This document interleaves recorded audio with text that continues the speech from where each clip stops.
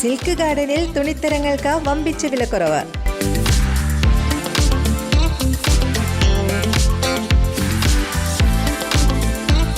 ഓണം പ്രമാണിച്ച് വസ്ത്രങ്ങൾ പകുതി വിലയ്ക്ക് ലഭിക്കുന്നു. വസ്ത്രവ്യാപാര രംഗത്തെ 27 വർഷത്തെ സേവന പാരമ്പര്യമുള്ള സിൽക്ക് ഗാർഡനിൽ മറ്റെങ്ങും ലഭിക്കാത്ത തരത്തിലുള്ള ഡിസ്കൗണ്ട് സെയിൽ ആരംഭിച്ചിരിക്കുന്നു. സിൽക്ക് ഗാർഡനിൽ എപ്പോഴും തിരക്കാണല്ലോ എന്ന് ചോദിച്ചാൽ അതിനുള്ള ഉത്തരം ജനം പറയും. ഗുണമേന്മയും വിലക്കുറവുമുള്ള വസ്ത്രങ്ങൾ ലഭിക്കണമെങ്കിൽ സിൽക്ക് ഗാർഡനിൽ തന്നെ വരണം.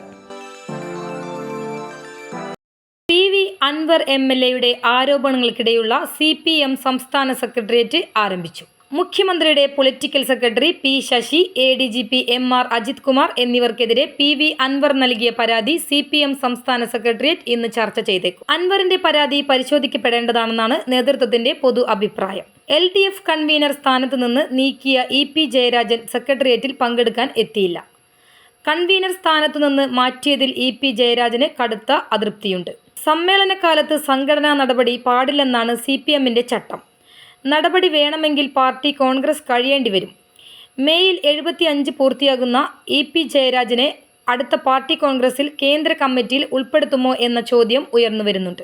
ഇടതുമുന്നണി കൺവീനർ സ്ഥാനത്ത് നിന്ന് EP ജയരാജനെ മാറ്റിയത് പാർട്ടിയുടെ അച്ചടക്ക നടപടിയല്ല എന്നാണ് സംസ്ഥാന സെക്രട്ടറി MV ഗോവിന്ദൻ വിശദീകരിച്ചത്. EP ജയരാജൻ കേന്ദ്ര കമ്മിറ്റിയിൽ തുടരുമെന്നും സെക്രട്ടറി പറഞ്ഞിരുന്നു. CPMന്റെ സംഘടനാ രീതി പ്രകാരം സമ്മേളനങ്ങൾ തുടങ്ങിയാൽ അച്ചടക്ക നടപടി പാടില്ല.